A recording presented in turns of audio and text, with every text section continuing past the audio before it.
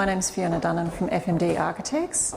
In this series of The Art of Living, we explore the intersections between art and architecture, which is pivotal to my own design process, but here we're exploring it through the lenses of other artists, architects and patrons. So today, let's have a look at the Justin Art House Museum. Today we're at the Justin Art House Museum, owned by Charles and Leah Justin.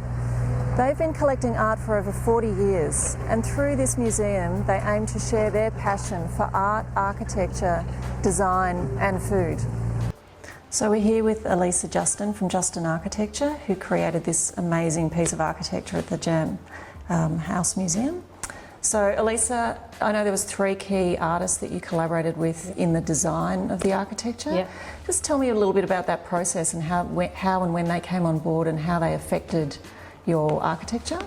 So we brought the artists in from the very beginning of the process. So they were integral to the design and the implementation of the artwork into the building.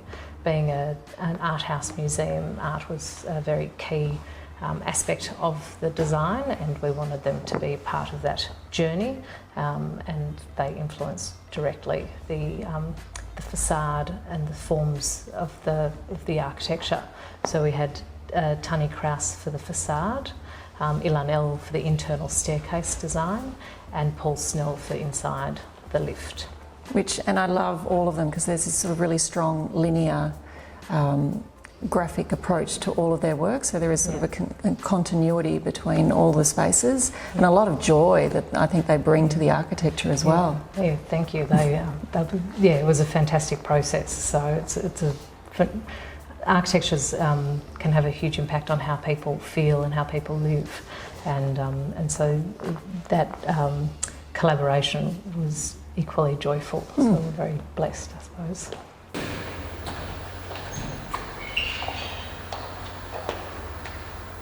So this stair, which you collaborated with Ilan L on, tell me a little bit about that process and how that worked and how you came up with this incredible design.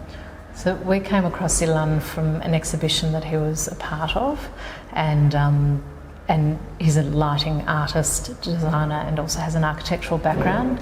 So when we started speaking to him about this process, he could wrap his head around it quite well. Yeah. We wanted to have a stair that was a very interactive experience and quite a sculpted space. So he was fantastic at being able to integrate sort of not only his concept but the actual implementation and delivery of it.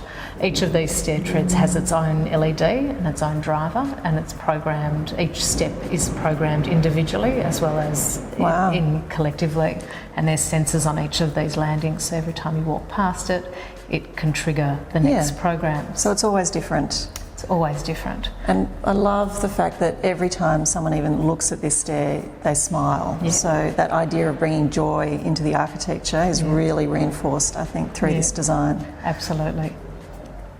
So we're here up on the top floor of the museum, which is Charles and Leah's home. And Charles and Leah, just tell me a little bit about what inspired you to start this museum. Apart from insanity, I think you need to explain. Well, it was actually the confluence of several influences. Timing is everything. Yeah, one was that I was retiring at 65, which I knew 15 years ahead because we had set a mandatory retirement age.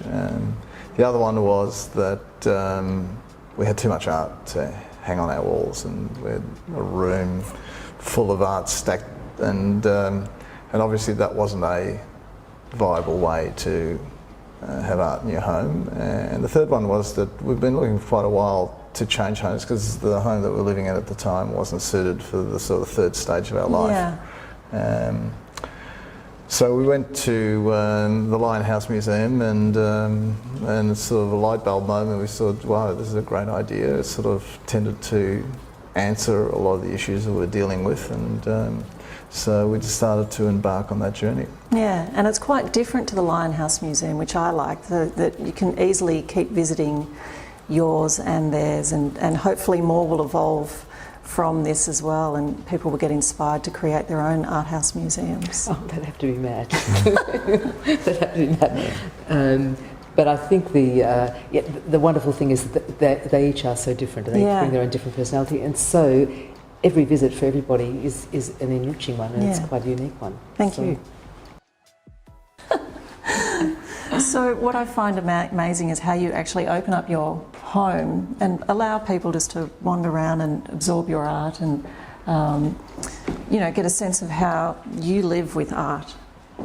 Yeah, people are always amazed that we allow that to happen, but it seems the most natural thing in the world. It's the thing that we would enjoy doing if we went to a house museum somewhere. I think people love to see how people live with their artwork.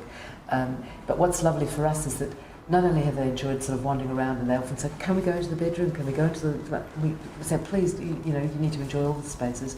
But they actually, if that sticky beak gene was the thing that drove them here in the first place, it's not the thing that brings them back.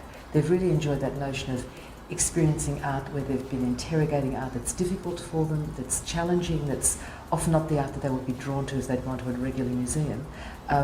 And they love being stimulated by the idea of art that are raised that Charles does when he does the tour downstairs. So that's really been very rewarding and an absolute unintended consequence, I have to say. But the two principal objectives behind Jam was one to use art as a vehicle for exploring ideas, and so we have thematically curated exhibitions, and the other one was to demonstrate to the public how collectors live with their art. And I think to do that comprehensively you need to give them access, because we've got art in all the rooms, and and we sort of felt that there was no point in sort of being half-hearted about it. And well, it's interesting, forgive me for interrupting. We've got blue walls, as you will see, and we've got a blue corridor in there that's all blue. Originally, when we were setting up the place, we said, will we have people coming to the bedroom? And we thought, well, we'll create a blue zone so that you don't enter through that space. But I know, and I'm sure it's true for you, when you go to a place where there's a closed door, often your instinct is to open it. We didn't want to have locks on our doors because it's our home. And then we thought, in the end, the thing we would love to see is probably what they would love to see, so why not just open it? And Charles thinks it's wonderful because in fact the house has to be spick and span. We have an elderly couple that comes in to clean always, and they look remarkably like Charles and I. Quite amazing. But I think we all have just everyone is interested in how the other people live. Yeah. What can be better than wandering into someone's home? Fantastic. Now this is another great moment in the house, the Blue Loo. What they've done here is really elevate another mundane interior to another level, bringing both the artwork and the Yves Klein blue colour, which I just find inspirational. So what I love about your tours is you really force people to slow down and absorb the art. Do you want to tell us more about how you operate the tours? The tours are based on a method of teaching that Leah has in her day job at the Jewish Museum and as part of her adult education courses. And it's an interactive way of learning. And so basically the teacher or the leader interrogates the work, there's questions and answers, and we really adapted that methodology to the way we wanted to run our tours. So we don't have a lot of art here, and so what we talk about slow art is having fewer works that we spend longer time exploring, and I think from that point of view it's actually a much more meaningful experience for people because they can absorb the works, and I think it just sort of sticks in their memory a lot longer, and I think they sort of have a much more sort of entrenched experience out of it. And I think what's interesting is that you open up a space that's non-judgmental, that they can actually respond to the art. They don't have to like it, and they tell us they don't often like it. It's often art that's difficult, but you've created a space where they can actually just respond to the art. And I always think it's telling that after you've spent time here, and you could be here in 6 minutes and be out of here, but you're here for nearly an hour with however many works we have in this space, that they linger here afterwards. They don't come straight upstairs to have some refreshments, and it's been quite a lot of time because they're actually sort of assimilating all the things that you've actually spoken about and that they've shared together, and then they go back and revisit the works with almost a new set of understandings. And that's an unintended and very pleasurable kind of outcome for us to sort of see them enjoying the art that way. Terrific. So what's really interesting about the tours and the experience in your museum is this salon experience where we come up here and Leah, you create this amazing food events. And what's interesting about the design of this house as well is that it's got to cater for 2 of you sometimes, but then also 70 people at one time as well. How did that design sort of evolve? Well, in some ways, I think we almost had to design the place like an accordion, that it could sort of expand and contract according to the need. Originally, this house was bigger. We actually shrunk it by 10% because we were concerned that it was a little bit too big. Yeah. And as you can see, we've got sliding screens, so we've got the capacity to sort of adapt the space and reduce it and expand it. The deck makes a big difference, especially in summer when we have events and have people on the deck and a sort of balmy night looking at the city skyline. It works really well.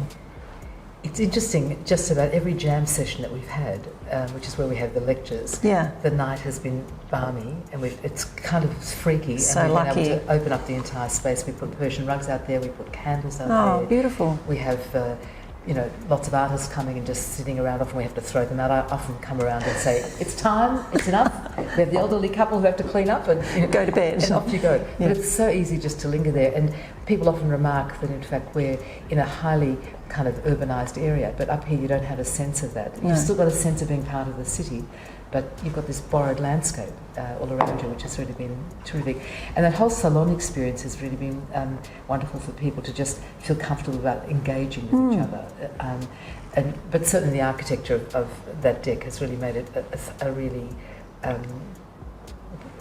it created the opportunity, I think, for us to have as many people, because when you're completely crushed into a space, it's quite a different kind of experience. And people sit around here and they feel like they're at home. I mean, we've often had to sort of take groups and say, look, we really do have to finish. It's time. because it's a domestic space, it doesn't feel like an institution. That's right.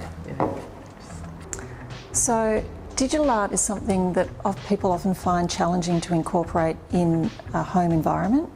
But Charles and Leah have a couple of TVs around the place which are always showing different digital artists' work, which I think is a fantastic idea. And here actually just incorporating in this, what I call the messy zone or the family zone, with the kids' photos and the notices, shows how unintimidating it actually can be. So Charles and Leah, thank you so much for letting us into your home and exploring your museum. And we really wish you all the best with the museum and see you soon. Well, thank you very much. It was a pleasure. Thank you. It's been a really lovely experience for us too. Thank you. Thank you very much.